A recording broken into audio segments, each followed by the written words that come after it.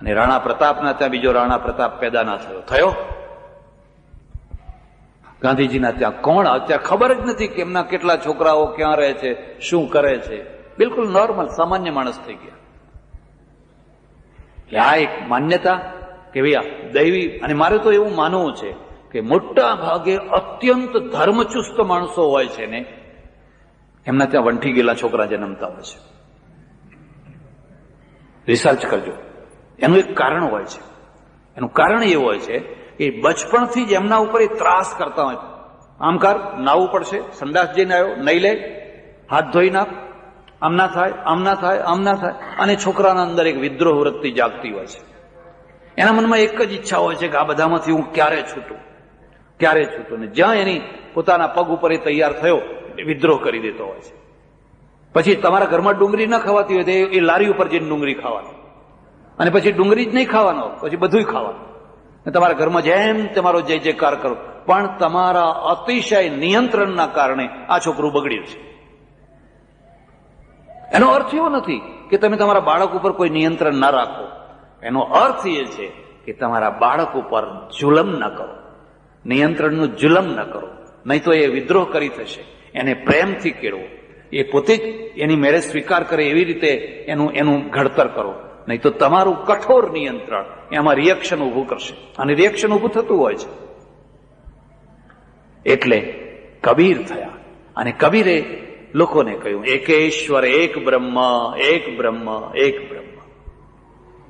એક પાદરીનો બીબીસી ઉપર ઇન્ટરવ્યુ આવ્યો, મારા સાંભળવામાં આવ્યો. અને બીબીસી વાળાએ એને પૂછ્યું કે તમે 30 વર્ષથી રાજસ્થાનમાં રહી અને ગામડામાં પ્રચાર કરો છો, તમને હિન્દુ ધર્મ પાસેથી શું મળ્યું? અને પેલો પાદરી કહે છે, મને હિન્દુ ધર્મ પાસેથી, ખાસ કરીને કબીર પાસેથી ઘણી સારી વાતો મળી. શું? અને કહે છે કબીરનો એક દોહરો, સબ ધરતી કાગજ કરું, કલમ કરું બન રાય, સબ સમુદ્ર સ્યાહી કરું, હરિગુણ લિખ્યો ન જાય. અસિતગીરી સમન્સ્યાત કજ્જલમ સિંધુ પાત્રે, સુરતરુવર શાખા લેખિની પત્ર મુર્વી, લિખતી અધિગૃહિત્વા શારદા સર્વકાલમ, તદપિ તવ ગુણાનામીશ પારમ ન યાત. આ કબીરનો એકેશ્વરવાદ છે. એક બ્રહ્મ, એક પરમેશ્વર, એક પરમાત્મા. અને એણે કહ્યું હરકો ભજે સો હરકો હોય, જાત પાંત પૂછે નહીં કોઈ, હરકો ભજે સો હરકો હોય. આ પેરેલલ સુધારો ચાલ્યો. આ વર્કશોપનો ફોરમેન છે. જો આ ફોરમેન ન થયા હોત તો અમારે પેટલાદ આવજો. પેટલાદમાં 2000 ઘર વાઘરીઓના છે, 2000 ઘર. અને એ મોટા ભાગના મુસ્લિમોથી દબાયેલા છે. વટ મુસ્લિમને આપવાના. પણ એ વાઘરીઓને હિન્દુ રાખનાર કોણ છે? કબીર છે. કબીરનો સાધુ આવે, એમના ત્યાં ઉતરે, કંઠીઓ બાંધે, કબીરના ભજન બોલે, બીજકની વાતો કરે, એને એમનો સ્વીકાર કરે, એમના ત્યાં રહે, એમના ત્યાં જમે, અને એ રીતે એને હિન્દુ રાખનાર કબીર છે. કોઈ શંકરાચાર્ય નથી, કોઈ બીજા જ. એ તો એના ઘરમાં પગ મૂકવા તૈયાર નથી, એ તો એનો પડછાયો લેવા તૈયાર નથી. માળા લઈને જાય તો પણ એ ઉભા રાખે છે. કોણ ફોરમેન છે? કોણ સુધારક છે? કોના આધારે ધર્મ ટકે છે? જો આ વૃત્તિથી ધર્મની તમે સ્થાપવા જાઓ તો તમે આટલા મુઠ્ઠીભર થઈ જવાના. આટલા જે બાથ ભરીને તમે છો એ તો પેલા સુધારકોના દ્વારા છો, આ ફોરમેનોના દ્વારા છો. અને કબીરને આ આટલો ઊંચામાં ઊંચો આદર્શ આપનાર કોણ છે? રામાનંદ સ્વામી. રામાનંદ સ્વામી, કાશીમાં રામાનંદ સ્વામી. વૈરાગી સંપ્રદાય, વૈષ્ણવ સંપ્રદાય. વૈષ્ણવ સંપ્રદાયમાં આ એક જ એવો મહાપુરુષ જેણે બધાને સ્વીકાર કર્યા. રામનો મંત્ર બધા માટે, રામનો દરબાર બધા માટે ખુલ્લો. એમણે 9 શિષ્યો બનાવ્યા, 9 શૂદ્રો. રોહિદાસ રામાનંદજીનો શિષ્ય, મીરાબાઈ રામાનંદજીનો શિષ્ય, એમ કહેવાય છે. બધા 9 આ ફોરમેન છે, આ વર્કશોપના. જો આ ફોરમેન ન થયા હોત તો ઉપરની મુઠ્ઠીભર પ્રજા જ તમે રહી ગઈ હોય.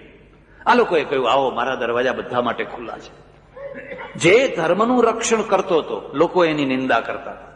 ભ્રષ્ટ છે, પતિત છે, પાપી છે, આનું ખાય છે, આનું ખાય છે, અશુદ્ધ છે, વટલાઈ ગયો.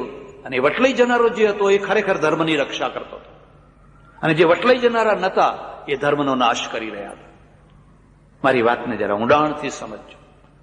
બૂમો પાડવાથી ધર્મનું રક્ષણ નથી થતું હતું. તમારે એક ફેક્ટરીની અંદર આવેલી જે ભૂલો, જે બગડેલા જે સ્પેર પાર્ટ, બગડી ગયેલી જે બેરિંગો, એ બધું બદલવાનું છે. અને એ કામ કોઈ ફોરમેનના દ્વારા થવાનું હતું. ગુરુ નાનક દેવ થયા, અને નાનક દેવે બધી યાત્રા કરી દૂર દૂર સુધી, અફઘાનિસ્તાનથી ઠેઠ દૂર દૂર સુધી ગયા. એમને કોઈ મુસ્લિમ નડ્યા નહીં. મુસ્લિમના ત્યાં જઈને જમી શકે છે, ત્યાં ઉતરી શકે છે, મસ્જિદમાં ઉતરી શકે છે. કોઈ એમને કશો વાંધો ના આવ્યો. કોઈએ એમ ના કહ્યું કે તમે અહીં કેમ ઉતરો છો. હું ઘણીવાર પરદેશ જઉં કે તમને નવાઈ લાગશે કે આપણા મોટા ભાગના મંદિરો ચર્ચમાં બનેલા છે. એમણે ચર્ચો છોડી દીધા. એટલા માટે છોડી દીધા કે એ પોસાતા નથી. એટલા માટે પોસાતા નથી, કોઈ આવતું નથી. મોટા આલીશાન ચર્ચો ખાલી પડ્યા છે, અને ઉપર પાટિયું મારેલું છે, સેલ ફોર ઓફિસીસ. ઓફિસો માટે વેચવા છે. કોઈને આવવું હોય તો આવો અને ખરીદો, અમારે આ વેચી દેવા છે. અને આપણા ત્યાં તો સારું છે કે કશી આવક ના હોય તો પડ્યું રહે એમને, પણ ત્યાં તો ટેક્સ ભરવો પડે, અને બહુ મોટો ટેક્સ ભરવો પડે. ટેક્સના પૈસા ક્યાંથી લાવવા? પહેલા એક વિરોધ ઉઠ્યો કે ઓફિસો માટે વેચવાના, પણ મંદિર બનાવવા નહીં દેવાના. અને પછી આ અંગ્રેજો ડાયા, એમણે કહ્યું ઓફિસો કરતા ભગવાનનું નામ લે. આ હિન્દુઓ એને મંદિર બનાવતા હોય તો બનાવવા દો ને. આપણે એ કલ્પના કરી શકીએ કે આપણા મંદિરમાં કોઈ ચર્ચ બનાવે? આપણે સહન કરી શકીએ? પેલા લોકોએ ખુશીથી આપ્યું, તમે આ ચર્ચ લો અને રામની મૂર્તિ મૂકો, કૃષ્ણની મૂર્તિ મૂકો, ફલાણી મૂર્તિ મૂકો, કીર્તન કરો, ભજન કરો. એવા કેટલાય ચર્ચો આપણા હાથમાં છે. કારણ કે એમાં ધર્માંધતા નથી, એમાં ધર્મનું જનૂન નથી. એક ટાઈમ હતો, એ પીરિયડ એ પૂરો કરી ચૂક્યા. મારે એક એવા ચર્ચમાં જવાનું થયું કે જ્યાં અડધા ભાગમાં ચર્ચ હતું અને અડધા ભાગમાં ટેમ્પરરી મંદિર માટે છૂટ આપેલી, અને અડધા ભાગમાં પાદરી એના બધા બધું થાય. આ ભાગમાં આપણા ફોટાઓ મૂકેલા, અને મને કહ્યું, ત્યાં નોટિસે મૂકેલી, મને કહ્યું કે આ આપણને આટલું ટેમ્પરરી આપેલું છે. મેં કહ્યું આ લોકોનું ધર્મ જનૂન ઉતર્યું, એનું આ પરિણામ છે. આપણે આપણા મંદિરની અંદર કોઈને અડધું ચર્ચ બનાવવા દઈએ ખરા? નહીં, કારણ કે હજુ આપણને એ પીરિયડ આવવાનો છે. ગાંધીજીએ બહુ પ્રયત્ન કર્યો, સર્વધર્મ સમભાવ. હમણાં સુધી અફઘાનિસ્તાનમાં અડધા ભાગમાં ગુરુદ્વારાઓ હોય ને અડધા ભાગમાં મસ્જિદ હોય. એવા કેટલાય સ્થાનો હતા. અડધા ભાગમાં મસ્જિદ છે ને અડધા ભાગમાં ગુરુદ્વારા છે. કોઈનો શિંગડા નથી લડતા. શિંગડા ભારતમાં જ લડાવવા માંડ્યા લોકોએ. અને એમાંથી એક એવા મોટા વગર જોતા પ્રશ્નો, પેટ ચોડીને ઉભા કરેલા પ્રશ્નો, વાસ્તવિક પ્રશ્નો નહીં. પ્રજા અટવાઈ ગઈ એમાં. એટલે ગુરુ નાનક દેવ થયા. એવું કહેવાય છે. ફરતા કોઈ એવી બહુ મોટી મસ્જિદમાં ગયા, રાત્રે ઉતર્યા, સાંજે, અને સુઈ ગયા. ફકીર એટલે ફકીર. અને એની એક મસ્તી હોય, એક મસ્તી. તો કિબલા સામે પગ કરેલા. ત્યાંનો મૌલાના પંડિત મૌલવી આવ્યા, હે કોણ છે? આ તરફ પગ કરો છો? આ તો ખુદાનું ઘર છે, ખુદાનું દ્વાર છે આ તરફ. અને એ સુતા કહે છે કે જે તરફ ખુદાનું ઘર ન હોય એ તરફ મારા પગ કરી નાખો. જ્યાં ખુદાનું ઘર ન હોય એ તરફ મારા પગ કરી દે. અને પેલા એ પગ ઊંચકીને આમ ફેરવ્યા, એને એ તરફ દેખાય છે, આમ ફેરવ્યા તો આમ દેખાય છે. ત્યારે એને લાગ્યું કે આ કોઈ કરામાત વાળો છે. કરામાત કશી નથી, આ જ્ઞાન માર્ગ છે, આ સમજણ છે, આ જ્ઞાન માર્ગ છે. અને એ વખતે એમણે એક સરસ મજાનો દોહો કયો છે. ત્યાંનો કોઈ બાદશાહ કે નવાબ કે કોઈ સુબો કે કોઈ આવ્યો હશે અને કહ્યું, મહારાજ અત્યારે ઠંડી ચાલી છે, જરા પ્યાલી ભરીને લો તો થોડો ગરમાવો રહે. જો કે ગુજરાતમાં તો અત્યારે દારૂબંધી સારી રીતે ચાલે છે, બહુ જોરદાર ચાલે છે. અને ત્યારે નાનક નશા નામ કા ચડા રહે અઠ જામ. નાનક નશા નામ કા, ગાંજા ભાંગ અફીમ શામ ખાય સુબહ ઉતર જાય. સાંજે ખાઓ અને સવારે તો જાણે 7 જન્મના માવતર મરી ગયા હોય એવા એમના ડોગલા ચારા જુઓ તો. નાનક નશા નામ કા ચઢા રહે 8 જામ. એમાંથી પ્રભાવિત થાય છે. આ કોણ છે? આ સુધારક છે, વર્કશોપના ફોરમેન છે. અને સુધારકે ધર્મનું રક્ષણ કર્યું. પણ એ જ પરંપરામાં એમણે જોયું કે ધર્મના સામે માત્ર વૈચારિક આક્રમણ નથી. વૈચારિક આક્રમણો પંડિતો જીતી શકે, વિચારથી જીતી શકાય. અહીં તો શસ્ત્ર આક્રમણ થઈને આવ્યું છે. દિલ્હીની ગાદી ઉપર, આગ્રાની ગાદી ઉપર એવા લોકો બેઠા છે જે માત્ર શસ્ત્રની ભાષા સમજે છે. શસ્ત્ર સિવાય બીજી કોઈ ભાષા નથી સમજતા. એક સમય હતો જ્યારે બુદ્ધના સાધુઓ પર્વતો પાર કરીને, હિન્દુકુશના પર્વતો પાર કરીને ઠેઠ મંગોલિયા સુધી ગયા. પણ માત્ર વિદ્વત્તા, પાંડિત્ય સમજાવવા માટે. તલવાર લઈને ના ગયા, પોથી લઈને ગયા, પુસ્તક લઈને ગયા. અને એના કારણે ઠેઠ સુધી બુદ્ધના વિચારોને પ્રસાર કર્યો. પણ હવે તો ગાદી ઉપર એવા માણસો આવ્યા છે માત્ર તલવારની ભાષા સમજે છે. ત્યારે હવે શું કરવું? તલવારના નીચે મરતા રહેવું? પ્રજા મરતી હતી, પણ એટલી ભયંકર રીતે મરતી હતી. ત્યારે એમણે કહ્યું શસ્ત્રધારી બનો. શિષ્યો, શીખો, શસ્ત્ર ઉપાડો. અને શસ્ત્ર ઉપાડવું એ ધર્મ છે. આ સુધારો છે, આ ફોરમેન છે. જો એ ન કહ્યું હોત તો માળા કરો, માળા કરો, માળા કરો. માળા તો કરીએ, પણ માળા ક્યાં સુધી કરવી? માળાએ જરૂરી છે, પણ તલવારે જરૂરી છે. આપણે બધાએ એક જ વાત વિચારી, શું શાંતિ, શાંતિ, શાંતિ.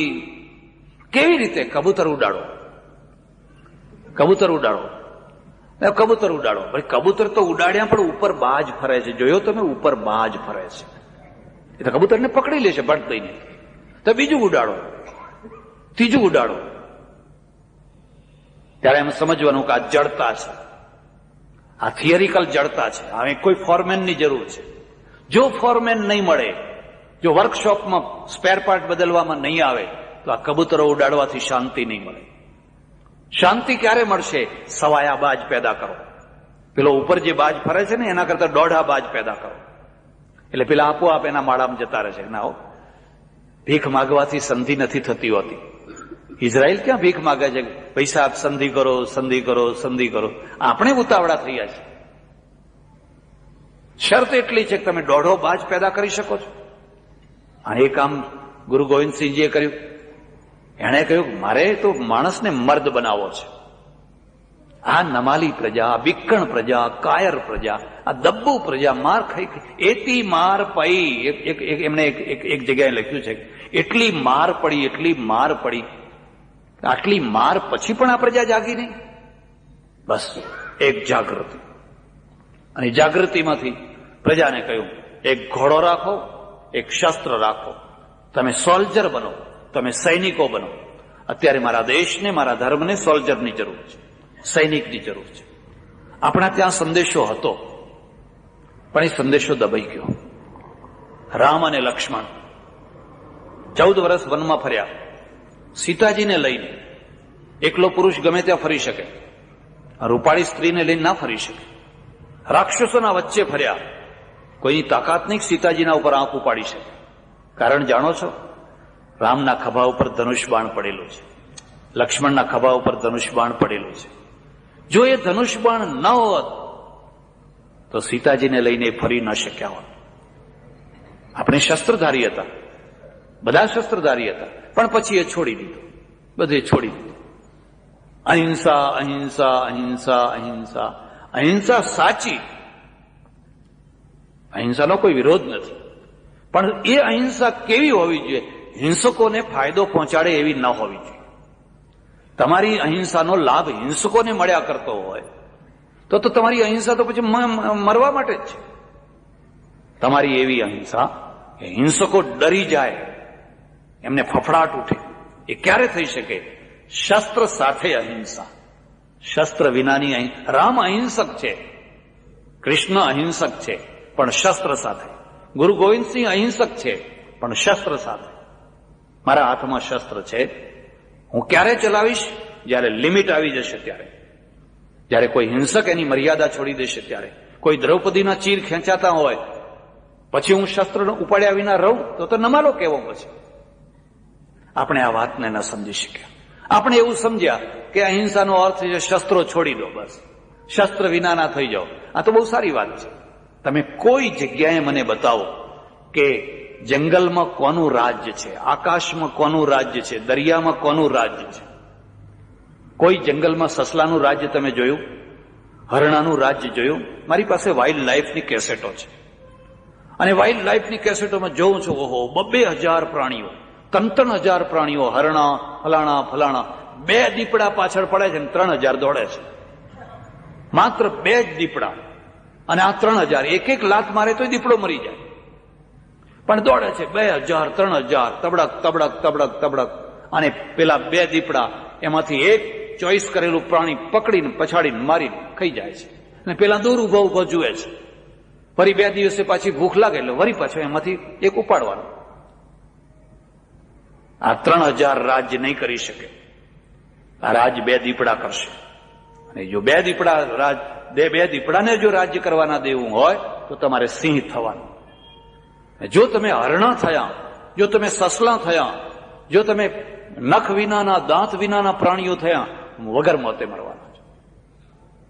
પછી તમે કોઈક ધર્મની રક્ષા કરો, કોણ કરશે? અને એનો રસ્તો પાછો ખોડી કાઢ્યો. એનો રસ્તો શું ખોડી કાઢ્યો? કે આપણાથી તો નહીં થાય, તો હે મારા વાલા તમે અવતાર લો હવે. હે મારા વાલા હવે તમે અવતાર લો. મારા ઓળખીતા એક કથાકાર છે, એક ઓળખીતા કથાકાર છે. એમની વિશેષતા ઘણી બધી વિશેષતાઓ છે. એક જ નમૂનો તમને આપું. એ શું કહે છે? આહા, મારા વાલાએ પછી આંગળી ઉપર સુદર્શન ચક્ર ધારણ કર્યું અને શિશુપાળને ખૂબ સમજાવ્યો. શિશુપાળ માની જા, માની જા. પણ શિશુપાળ ના માન્યો અને પછી મારા વાલાએ ચક્ર ફેરવી અને છોડ્યું અને શિશુપાળનું મસ્તક છે, મસ્તક એટલે માથું, માથું કાપી નાખ્યું અને એમાંથી શોણિત એટલે લોહી ધડધડ ધડધડ વહેવા લાગ્યું. એ બેનો રડવા માંડી, કારણ કે આખો વીર રસને કરુણ રસ બનાવી દીધો. આ રસ છે વીર રસ. આ શિશુપાળનો વધ કરવો છે એટલે આમ ધમ ધમ ધમ બોલવું જોઈએ, એની જગ્યાએ એવો કરુણ રસ બનાવી દીધો. અને બેનો સમજી કે કરુણ રસ આવ્યા ને મહારાજ ગળગળા થઈ ગયા એટલે આપણે રડવું પડ્યું. એટલે બેનો બિચારી રડવા માંડી. એમાં પછી એકબીજાને જોતી જાય, હે આ સવિતા નથી રડતી એમ કે આ પાર્વતી રડે છે ને આ સવિતા નથી રડતી. એની પછી નોંધ રાખવાની, કારણ કે ઉઠ્યા પછી તરત જ એ જ બોલવાનું છે. જોયું તું? આ સવિતાની આંખમાં આંસુ જ નતા, ક્યાંથી આવે એમ? એ તો પથ્થર જેવી નાસ્તિક છે. મેં એક બેનને પૂછ્યું, મેં કહ્યું આ શિશુપાળનો વધ થયો એમાં તમે રડ્યા કેમ? કે કેમ મહારાજ ગળગળા નતા થઈ ગયા? મહારાજ ગળગળા થાય એટલે અમારે રડવું એમ કે. પણ મેં કહ્યું તમે એવું ઈચ્છતા હતા કે શિશુપાલનો વધ ન થાય, એવું ઈચ્છતા હતા કે આ વધ થયો એ તમને ન ગમ્યો? મને કે ના, એ તો એનો તો વધ તો કરવો જ પડે ને. તો કીધું ખુશી થવું જોઈએ. તો પછી રડતા હતા કેમ? પણ કે એક જ વાત કે મહારાજ ગળગળા થઈ ગયા એટલે આપણે રડવું પડે. હવે હરિહરી થવા દો, હવે કથા થવા દો, હરિહરી થવા દો કથા. આ વર્કશોપ છે. જો ધર્મને બચાવવો હોય તો તમારે સમય ઉપર ફોરમેન પેદા કરવા પડે, જે એના સ્પેર પાર્ટ બદલી આપે, જે એની પદ્ધતિને સુધારી આપે. આ ટેક્સટાઇલ મિલો કેમ બંધ પડી? કારણ કે નવી મશીનરી તમે ન લાવી શક્યા. એ જૂના ખડખડ કરતા સંચાર રાખો તો એ આખી મિલો બંધ પડવાની છે. એટલે આપણે ત્યાં એક પ્રસંગ એવો આવ્યો કે આપણને લાગ્યું કે હવે ધર્મનું રક્ષણ માળાથી નહીં થાય, શસ્ત્રથી થશે. ગુરુ રામદાસ થયા, શિવાજીને કહ્યું બેટા માળા હું ફેરવીશ, તું તલવાર ફેરવ. આજે તલવારની ભાષા ચાલે છે. કલમ તૂટી ગઈ છે, માળા તૂટી ગઈ છે, હવે માત્ર તલવારની ભાષા ચાલે છે અને તું હવે તલવાર પકડ. આ ફોરમેન હતો. શિવાજીએ કહ્યું ગુરુજી હું પણ તમારી જોડે બેસીને ભજન કરીશ. આ પંચાયતમાં કોણ પડે? આ ઝઘડામાં કોણ પડે? આ ઝંઝટમાં કોણ પડે? રામદાસે કહ્યું નહીં, હું માળા ફેરવીશ, તું તલવાર ફેરવ. અને બેટા માળા ફેરવવી તો બહુ સરળ કામ છે. અમે બધા ફેરવતા જ હોઈએ છીએ, અટરમાળા ગટરમાળા. અને ધ્યાન ક્યાં હોય? રસોડા તરફ હો. ધ્યાન રસોડા તરફ હોય. અને રસોડા તરફ હોય એટલું જ નહીં, કોણ કેટલી દક્ષિણા આપે છે, શું કરે છે, એના તરફ ધ્યાન હોય. એ તો બહુ સરળ કામ છે. તલવારનો ધર્મ જ કઠિન ધર્મ છે. જે તલવારમાં અધ્યાત્મ રાખી શકે છે એ સુરો આધ્યાત્મિક પુરુષ. ગુરુ ગોવિંદસિંહ આધ્યાત્મિક પુરુષ છે, ઋષિ છે. સંસારમાં રહીને પણ ઋષિ છે. તલવારની ધાર ઉપર એમનું અધ્યાત્મ છે. પલાયનવાદ નથી, આ ફોર્મેન છે. પણ આ બધું ચાલતા ચાલતા ચાલતા સતત પ્રક્રિયા ચાલતી રહી. ધર્મમાં ઘણી ઘણી વાતોની જરૂર રહી. પાછી પ્રજા હતી ત્યાં ને ત્યાં થતી રહી. અને આપણા ત્યાં એક એવો યુગ આવીને ઉભો રહે છે, જે યુગની અંદર આ દેશ પાછો પૂરો ગુલામ. અંગ્રેજો આવ્યા ઈસ્ટ ઇન્ડિયા કંપની લઈ, અને ઈસ્ટ ઇન્ડિયા કંપની વાળાએ જોયું કે અહીં તો પોપાબાઈનું રાજ છે, બોડી બામણીનું ખેતર છે, કોઈ પૂછનારું નથી, જેને જેમ ફાવે એમ વર્તો. જરાક તો વિચાર કરો, અંગ્રેજો કેટલા હતા? મુઠ્ઠીભર હતા. આ મુઠ્ઠીભર અંગ્રેજોએ આખા દેશને કબજે કરી લીધો. આખો દેશ શું કરતો હતો? કેમ? કોઈ વાર તો વિચાર કરો. મારા પુસ્તકો વાંચો. એટલા માટે હું બધાથી જુદો પડ્યો છું. તમારા વખાણ કરી અને સારંગી વગાડીને તમને વધારે નશો ચડાવવા નથી માંગતો. એ કામ તો બહુ સરળ છે. તમે મહાન હતા, તમે મહાન હતા, એ તો એવું બધું કહેવું એ તો બહુ સરળ છે. પણ તમે ઇતિહાસ જુઓ, તમારી દશા જુઓ. મુઠ્ઠીભર અંગ્રેજો આખા દેશ ઉપર રાજ કરે. આ રોડ ઉપર કોઈથી ચલાશે નહીં, અહીંયા કોઈનાથી મકાન નહીં બાંધી શકાય, આ ડબ્બામાં કોઈનાથી બેસી નહીં શકાય, આ ડબ્બામાં માત્ર અંગ્રેજો જ બેસશે, આ વેઇટિંગ રૂમમાં તમારો પગ ના જોઈએ. મારો દેશ ને મારા દેશમાં હું રોડ ઉપર ના ચાલી શકું? હા, કારણ કે તમે ગુલામ છો. પણ કેમ? શું કારણ છે? મેં કારણો બતાવ્યા. હું એ કહેવા માંગુ છું કે તમે તમારી જાતને સુધારી ન શક્યા. શું થયું? આખો દેશ કવર થઈ ગયો. અને અંગ્રેજોની અસરમાં આપણા દેશમાંથી એક નવી જાગૃતિ આવી. અહીંયા એક ગવર્નર હતા, ત્રિવેદી, ચાલ્યા ગયા મધ્યપ્રદેશમાં. મેં એમને એક વાર પૂછ્યું, 4-5 વાર અમે મળ્યા ફંક્શનમાં. મેં એમને પૂછ્યું કે મધ્યપ્રદેશમાં ને ગુજરાતમાં તમને શું ફરક લાગે છે? એમણે કહ્યું, मध्य प्रदेश जो है 100 बरस पीछे, गुजरात तो आगे है. आपकी किताबें लोग पढ़ते हैं, आप जैसा लिखते हैं, हमारे यहाँ तो ऐसी किताबें लोग नहीं पढ़े. मैं कोई एનું કારણ જાણો છો? મને કે ના. મેં કહ્યું, એનું કારણ અંગ્રેજો છે. એનું કારણ અંગ્રેજો જ્યાં વસ્યા ત્યાં એક કલકત્તામાં વસ્યા, ત્યાં રાજા રામમોહન રાય ને બ્રહ્મો સમાજ થયો. દિલ્હીમાં વસ્યા, ત્યાં સ્વામી દયાનંદ સરસ્વતી અને આર્ય સમાજ થયો. મુંબઈમાં વસ્યા, મુંબઈમાંથી જાગૃતિ આવી અને ત્યાં પ્રાર્થના સમાજ, મહાદેવ ગોવિંદ રાનાડે. સુરતમાં વસ્યા, નર્મદા શંકર. આ બધા અંગ્રેજોથી પ્રભાવિત થયા. અને એ અંગ્રેજોના સમયમાં રાજા રામમોહન રાય, ઘણાને ખબર નહીં હોય, આ ઉચ્ચ કુળમાં જન્મેલો માણસ, ઘરમાં ઝઘડા થયા અને છોકરાને ઘરમાંથી કાઢી મૂક્યો. પરંપરા જે છે, કાયસ્થ પરંપરા જે છે, એ પરંપરા દેવદેવીઓની છે. અને આ માણસ ઉપર એકેશ્વરવાદની અસર છે. એને પટના ગયો અને પટના જઈને અરબી શીખ્યો, ફારસી શીખ્યો, કુરાન વાંચ્યું. કુરાન આખું એને કુરાન, અને એમાંથી એનો એકેશ્વર વાળો વધારે મજબૂત થયો. એ પાછો આવ્યો, લોકોએ સ્વીકાર ન કર્યો, ઘરવાળાએ ઘરમાં ના પેસવા દીધો. જે ધર્મ રક્ષક છે એની આ દશા બતાવું છું, જે ખરેખર ધર્મ રક્ષક છે. એને પછી બ્રહ્મો સમાજની સ્થાપના કરી. અને બ્રહ્મો સમાજની સ્થાપનામાં એને જોયું કે ઓહો, મારા દેશમાં સ્ત્રીઓ તો ભડ બળી રહી છે ચિતા ઉપર. સતી થાઓ, સતી કરો, સતી કરો. કોઈ સતો ના થાય, પુરુષ કોઈ સતો ના થાય, પણ સ્ત્રીને સતી કરો. અને એની ઈચ્છા હોય ને કોઈ સતી થાય તો હજુ સમજ્યા છે. આ તો શકોની સાથે આવેલો આ રિવાજ હતો, કોઈ આર્ય રિવાજ નથી. શકો આવ્યા, હુણો આવ્યા, એમની સાથે એમના રિવાજ લાવ્યા અને એ સમાજ ઉપર છવાઈ ગયો. એમણે ભગીરથ પુરુષાર્થ કર્યો, ભગીરથ પુરુષાર્થ. અને પુરુષાર્થનું પરિણામ એ આવ્યું કે વિલિયમ બેન્ટિંગના સમયમાં એક કાયદો બન્યો.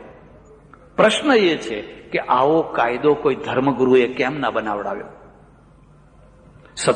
સ્ત્રીઓ જયારે ભળ બળતી હતી ત્યારે કોઈ પીઠના આચાર્ય કે કોઈ જગતગુરુ કે કોઈ ફલાણા એના માટે જજુમ્યા કેમ? એ તો ઉલટા એમના જ પક્ષમાં હતા. સ્ત્રીઓએ સતી થવું જ જોઈએ. પેલા એ જજુમ્યા અને એને કહ્યું આ બંધ કરાવો. રવિવારના દિવસે વિલિયમ બેન્ટિંગે સહી કરી કે આજે હું ચર્ચમાં નહીં જાઉં. થોડીક અભાગણી સ્ત્રીઓ બચી જાય કદાચ. વિલિયમ એટલે રવિવારના દિવસે એને સહી કરી. આ ફોરમેન છે. કોનો ફોરમેન છે? ધર્મની ફેક્ટરીનો. જો આ સ્ત્રીઓ બળતી રહેશે તો પરિણામ તમારા ધર્મનો હ્રાસ થઈ જશે. કોઈ મુસલમાનમાં તો સ્ત્રીઓ બળતી નથી, કોઈ ખ્રિસ્તીમાં તો સ્ત્રીઓ બળતી નથી. આપણામાં જ કેમ બળે છે? અને બળે છે એટલે બાળી મૂકવામાં આવે છે. મારી વાત ઉપર વિશ્વાસ કરજો. હમણાં દોઢ મહિના ઉપર હું બંગાળ જઈને આવ્યો. 3 દિવસ રહ્યો. સાહિત્ય પરિષદના કામે ગયેલો. જેના ઘેર ઉતરેલો એને મને કહ્યું કે સ્વામીજી શું જોવું છે તમારે? આજે આપણે 8 કલાકનો ટાઈમ છે. શાંતિ નિકેતન લઈ જાઉં, ફલાણી જગ્યાએ લઈ જાઉં, બેલુડ મઠ. મેં મારું જોયેલું છે. મારે એક જ વસ્તુ જોઈ છે, ગામડા જોવા છે, બંગાળના ગામડા. અને અમે 100 માઇલ 150 માઇલ દૂર ઇન્ટિરિયર ગામડામાં ગયા. આંખમાંથી આંસુ આવી ગયા. આ રવિન્દ્રનું બંગાળ, આ રાજા રામમોહન રાયનું બંગાળ, આ જગદીશ બસુનું, આ સુભાષ બોઝનું આ બંગાળ. કંગાળ એટલે એટલી કંગાળિયત કે તમે કલ્પના ના કરી શકો. કોઈ પાકું મકાન ના જોવા મળે, ઝોંપડા, કોઈ સ્કૂલ પાકી જોવા ના મળે, કોઈ વારીગૃહ જોવા ના મળે. એક કપડું પહેરીને સ્ત્રીઓ ફરતી હોય, એક જ કપડું પહેરીને, અને ચારે તરફ બેકારી ને ભયંકર. આ બંગાળ, આ કમ્યુનિસ્ટોએ શું કર્યું? 20-25 વર્ષથી બંગાળ ઉપર બેઠેલા સામ્યવાદીઓએ આ બંગાળની આ દશા કરી. હમણાં એક માણસ મને ભુજમાં મળ્યા. મને કે સ્વામીજી તમે કલકત્તા આવ્યા ત્યારે હું કલકત્તામાં હતો અને હું કલકત્તામાં રહું છું. હું કચ્છનો છું અને 50 વર્ષથી કલકત્તામાં રહું છું. અને અહીં ભુજમાં આવીને જોઉં છું તો કોઈ ભિખારી જ નથી, કોઈ લાંબો હાથ કરનાર ભિખારી નથી.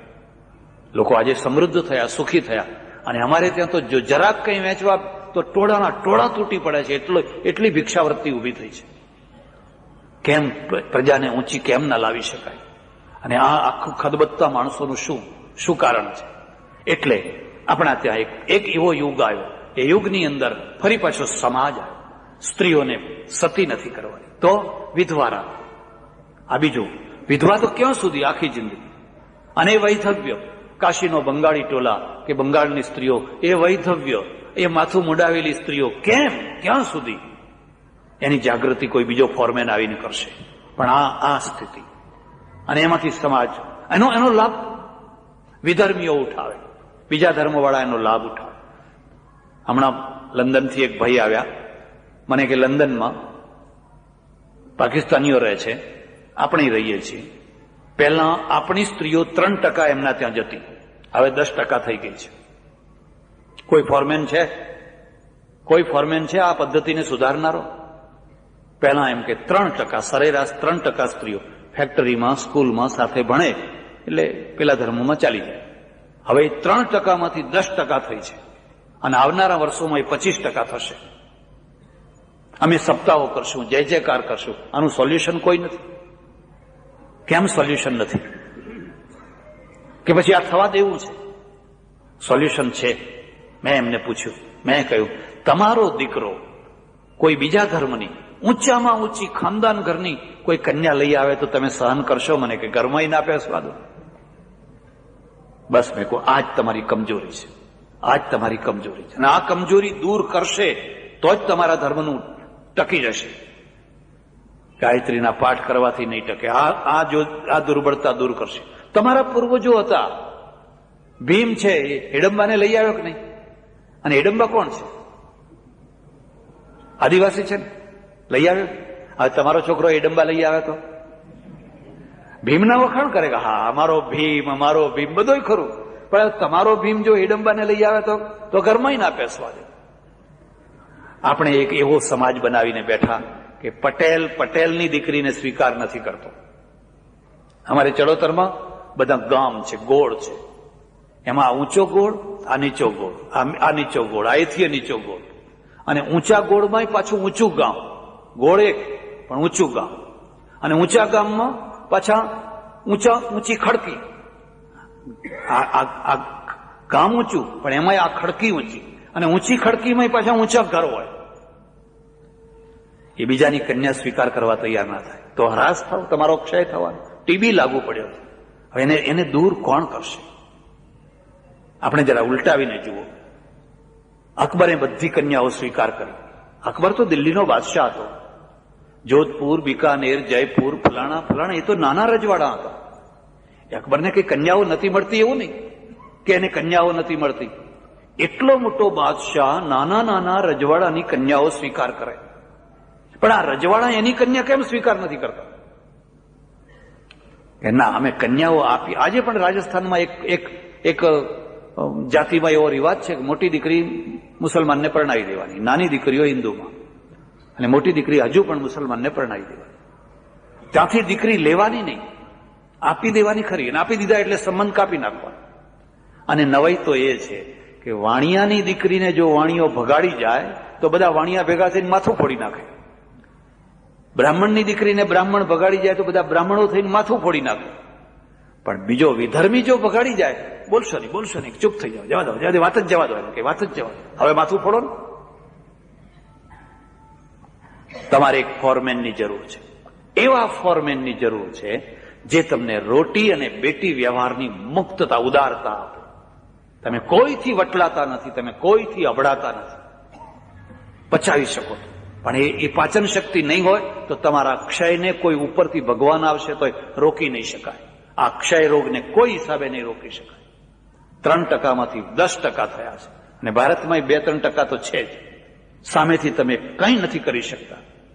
આ એક જ શરત છે કે તમે રોટી વ્યવહાર અને બેટી વ્યવહારની ઉદારતા. અહીંયા ગાંધીજી આવ્યા, અને ગાંધીજીની પાસે એક બેલેન્સ હતું. એક બેલેન્સ. એ રાજનેતા હતા, પણ સાથે સાથે ધર્મનેતા પણ હતા. હું એમ કહી શકું કે આ છેલ્લા 100 વર્ષમાં ધર્મને સૌથી વધારેમાં વધારે પ્રભાવિત કરનાર કોઈ વ્યક્તિ હોય તો મહાત્મા ગાંધી છે. પણ ગાંધીજીએ શું કામ કર્યું? એમણે કહ્યું, આવો આપણે સાથે બેસીએ. હું હમણાં બારડોલી ગયેલો, અને બારડોલીમાં એક આશ્રમ જોવા મને લઈ ગયા. સરદાર પટેલની સ્મૃતિમાં બાંધેલો છે. મુકુલ કલાર્થી નામ સાંભળ્યું છે? મુકુલ કલાર્થી કોણ? હરિજન. આ મુકુલ કલાર્થી હરિજન. એ જમાનામાં એ હરિજનને ગાંધીજીની સાથે રહેનારા એક વૈષ્ણવ વાણિયા એની દીકરી પરણાવી, અને એ બેન આજે આશ્રમ સંભાળી રહી છે. મુકુલ કલાર્થી તો દેવ થઈ ગઈ. વૈષ્ણવ વાણિયાને કહ્યું, તારી દીકરી આ હરિજન સાથે પરણા. અને દીકરી પરણી. બંને કોલેજ ભણેલા, પાસ થયેલા, બંને વિદ્વાન, અને એ બેન આખો આશ્રમ સંભાળી રહી છે. પણ એ વાત અટકી ગઈ. પછી વાત અટકી ગઈ. હવે આગળ વાત ક્યાં ચાલી? હવે વાત ચાલી કુંડળીઓ આવી. પહેલા કુંડળી નથી જોવાતી, હવે કુંડળીઓ જોવાની થઈ. તમારી કુંડળીમાં શું? મારા એક સજ્જન છે, મને કે હું તો મારા દીકરાની 3-4 પ્રકારની કુંડળીઓ રાખું છું. મેં કહ્યું કેમ? એમ કે કોઈને ના પાડવી હોય ને, કોઈ બહુ પાછળ પડ્યા હોય ને, શરમાવતા હોય ને, ના પાડવી હોય ને, તો પેલી જે કુંડળી મળતી ના હોય ને એ બતાવી દેવાની કે શું કરું, છોકરાની કુંડળી મળતી નથી. મારે ત્યાં એક પ્રોફેસર હતા, 36 વર્ષ સુધી પરણ્યા નહીં, મંગળ, અને એમને મંગળની કન્યા જોઈએ, અને 36મા વર્ષે એમને એક મંગળની કન્યા મળી, ને ખુશ થઈ ગયા. કોઈ કુંડળી મળતી આવી. વર કન્યા મળતા આવે કે ના એ નહીં જોવાનું. મળતી આવીને બે પરણ્યા તો ખરા, પણ 6 મહિનામાં છૂટાછેડા. 6 જ મહિનામાં. અને છૂટાછેડા એ ક્યાં ખબર છે? રોડ ઉપર મારામારી કરીને. તો ભણેલા માણસો ને કઈ રોડ ઉપર મારામારી કરીને, ક્યાં ગયો તમારો મંગળ, ક્યાં ગઈ તમારી કુંડળી? એના કરતા તો આપણા પૂર્વજો સારા કે વગર કુંડળીએ જે માર બુધુન કર સીધું ને બધું સીધું જ થઈ ગયું. અને આ કુંડળીઓ વાળા ક્યાં સુખી થયા? એક નવું અપલક્ષણ આપણામાં આવી ગયું, એક નવો દોષ આવી ગયો. અને દોષના કારણે હું તમને શું વાત કરું. હમણાં એક છોકરો 12મા ધોરણમાં 87% પાસ થયો, 87%, અને એને મેડિકલ કોલેજની અંદર પ્રવેશ મળ્યો. માર્કશીટના આધારે એને પ્રવેશ મળ્યો. પણ એના બાપને કોણ જાણે કેમ કંઈક સૂઝ્યું. તે કોઈક જ્યોતિષી પાસે ગયા, અને જ્યોતિષીએ કહી દીધું તારા છોકરાને મેડિકલ લાઈન અનુકૂળ નહીં રહે. આ છોકરો મેડિકલ લાઈનમાં પ્રગતિ નહીં કરી શકે. મળેલું એડમિશન એને પાછું ખેંચી લીધું ને બીજી ફેકલ્ટીમાં મોકલી દીધું.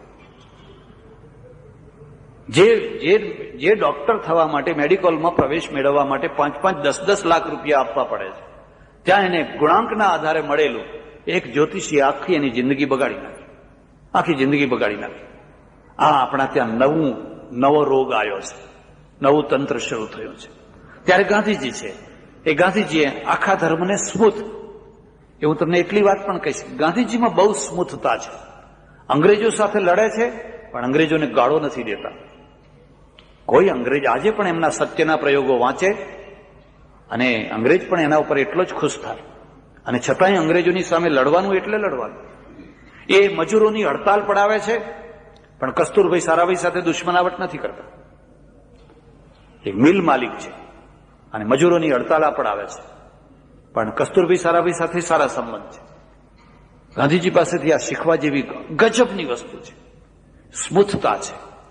એ આંદોલન બધા કરે છે, એ અસ્પૃશ્યતા નિવારણનું આંદોલન કરે છે પણ ધર્મગુરુઓ સાથે કે બ્રાહ્મણો સાથે દુશ્મનાવટ નથી કરતા. ગુરુવાયુર ગયા, બહુ પગે લાગ્યા, હાથ જોડ્યા, અમને જગ્યા આપો, રસ્તો 350 ફૂટથી દૂર રસ્તો છે અને નહીં તો એમને 3 માઇલ ફરીને આવવું પડે છે. ના આપ્યો રસ્તો. કાશી ગયા, પંડિતોને હાથ જોડ્યા, એમને કહ્યું આ અસ્પૃશ્યતા શાસ્ત્રમાં છે, તું શું સમજે, શાસ્ત્રનું ભાન છે? ગાંધીજી કહે હું શાસ્ત્ર નથી જાણતો પણ હું એક મોટું શાસ્ત્ર જાણું છું, ભગવાનનું શાસ્ત્ર, કે ભગવાનના ત્યાં આવો ભેદ ના હોય. પણ કોઈ ના માન્યું, નિરાશ થઈને પાછા આવ્યા. પણ પાછા આવ્યા પછી એમણે એમની નિંદા ના કરી, એમને ઉતારી ના પડ્યા, એમને ગાળો ના દીધી. ગાંધીજીએ કોઈને ગાળો નથી દીધી, કામ બધાના કર્યા છે. અને શીખવા જેવી વસ્તુ હોય તો આ વસ્તુ છે. એટલે ગાંધીજીએ આખો એક એવું ફોર્મેન તરીકે કામ કર્યું કે ધર્મમાં એક સુધારો આવે. સ્ત્રી જાગરણ, સ્ત્રી કન્યા શિક્ષણ, વિધવા વિવાહ, આંતરજ્ઞાતિ લગ્ન, મંદિરમાં બધાને દર્શન કરવાની છૂટ, અને સૌથી મોટામાં મોટો સુધારો જે મને ગાંધીજીનો ગમ્યો, ભગવાન બિન ખર્ચાળ. ગાંધીજીનો ખર્ચાળ, ગાંધીજીના ભગવાન માટે કેટલો ખર્ચો કરવાનો? પ્રાર્થના કરવાની ખેતરમાં જ્યાં જગ્યા મળે તે, એમાં અબીલ નહીં, ગુલાલ નહીં, ચોખા નહીં, ચંદન નહીં, કશું જ નહીં, માત્ર પલાઠી વાળીને બેસો અને તમે યાદ કરો તમારા ઋષિઓ છે, એ ઋષિઓ પણ આટલી જ સરળ પ્રાર્થના કરે છે. દરબાસન ઉપર બેસવાનું અને સંધ્યા કરવાની. પણ વચ્ચે જે આપણો યુગ આવ્યો એમાં ભગવાનને ખર્ચાળ બનાવી દીધા. ભગવાન એટલે એટલા ખર્ચાળ, સવારે ઉઠે ત્યાંથી જ ખર્ચા શરૂ થાય. કેસર સ્નાન કરવાના હો, જેવા તેવા નહીં પાછા. અને પછી બાળભોગ, અને બાળભોગમાં જેવું તેવું નહીં, પછી પાછા ફલાણો ભોગ ને પછી રાજભોગ ને પેલો ભોગ ને ફલાણો ભોગ ને, સવારથી સાંજ સુધી કોઈ ફોર્મેનની જરૂર છે. અને અન્નકૂટના થાળ ઉપર થાળ ધર્યા હોય, અન્નકૂટના ઢગલા ઉપર ઢગલા હોય, અને પછી પડીકા ઉપર પડીકા બંધાતા હોય. આ 11નું, આ 21નું, આ 51 વાળું કોઈ ગરીબના મોઢે નહીં. પેલા કરસનદાસ માણેકને લખવું પડ્યું, તે દિન આંસુ ભીના રે હરિના લોચનિયા મેં દીઠા, એક દિન આંસુ ભીના રે હરિના લોચનિયા મેં દીઠા. હમણાં થોડા સમય પહેલા મારા એક ઓળખીતા સંત, અમે બધા કાશીમાં સાથે રહેતા, ઘણા વર્ષો પછી મળ્યા, એમના ત્યાં ગયા, બહુ આનંદ થયો. અન્નકૂટ થઈ ગયેલો, થોડા દિવસ થયેલા એટલે પેલા નાના સાધુને કહ્યું અન્નકૂટનો પ્રસાદ લઈ આવો. એટલે આવડું પડીકું લઈ આવ્યા. એ જોઈ આની પેલું, એમ કે પેલું. પછી બીજું લાવ્યા, એ એવડું જ હતું. એટલે અમે તો બધા મિત્રો. મેં એમને પૂછ્યું, મેં કહ્યું આ નહીં ને આ બીજું, એમાં શું ફરક છે? મને કે પેલું વેજીટેબલનું હતું ને આ ચોખ્ખા ઘીનું છે. આવું કેમ? મને કે તમે સમજ્યા નહીં, વેજીટેબલ જેવા આવે ને વેજીટેબલનું આપવાનું, ચોખ્ખા જેવા આવે એને બધું કરજો, પણ કદી પણ મંદિરમાં દુકાન ના થવા દેશો. દુકાનમાં મંદિર થવા દેજો. તમારી દુકાન જો મંદિર બને તો વાહ વાહ, ના બને તો કઈ નહીં, પણ મંદિરમાં દુકાન ના થવા દેજો. આપણા તો નસીબ ફૂટ્યા છે, કોઈ મંદિર દુકાન વિનાનું જ ના હોય. પૂજારી ઉભો ઉભો આવનારને જ જોતો હોય. અને જેવી ગાડી, હવે તો એવું થયું છે કે ગાડી ઉપરથી માન મળે છે, તમે કયા પ્રકારની ગાડી લઈને આવ્યા છો એના આધારે તમારું સ્વાગત થાય છે. મંદિરની જો દુકાન બનાવી દીધી તો મંદિરનું તેજ ઉડી જશે.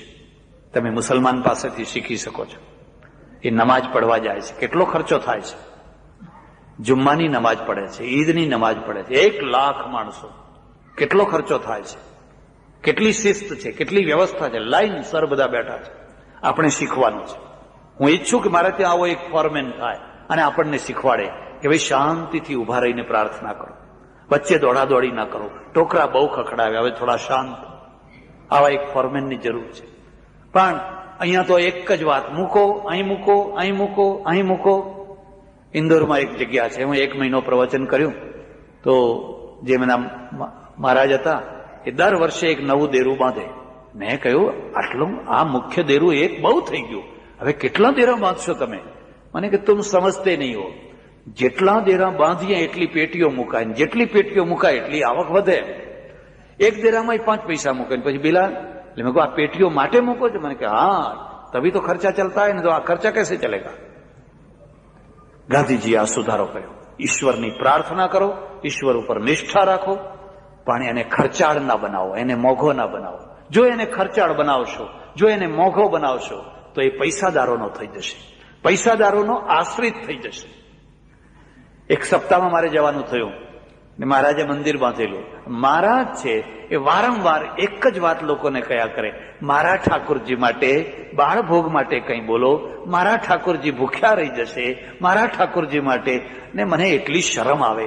મેં કહ્યું તારો ઠાકોરજી કોઈ દાડો ભૂખ્યો નથી રહેતો, એ તો હજારોને જમાડનારો છે. તું તારા પેટ માટે બોલતો હોય તો વાત જુદી છે, કે નામ ઠાકોરજીનું પોતાનું કામ કરવું હોય તો વાત જુદી છે. ઠાકોરજીને બાળભોગની જરૂર નથી, રાજભોગની જરૂર નથી, ઓછામાં ઓછું ભિખારીપણાની તો જરૂર નથી. તમે નિર્ધડક થઈને કહી શકો એ તો કીડીને કણને હાથીને મણ આપનારો 1000 હાથવાળો છે, એવું કહીએ છીએ. અને વળી પાછું મંદિર એટલું લાચાર બનાવી દીધું હોય કે મારે રોજ ભીખ માગવા જવું પડે. એક ફોરમેન, એવો ફોરમેન. ગાંધીજીએ કહ્યું ઈશ્વર કરો પણ ખર્ચાળ કોઈ ચીજ નહીં, તમે તમારા હૃદયથી એને માનો. અને એ જ વાત સૂફીઓએ કહી, એ જ વાત સંતોએ કહી.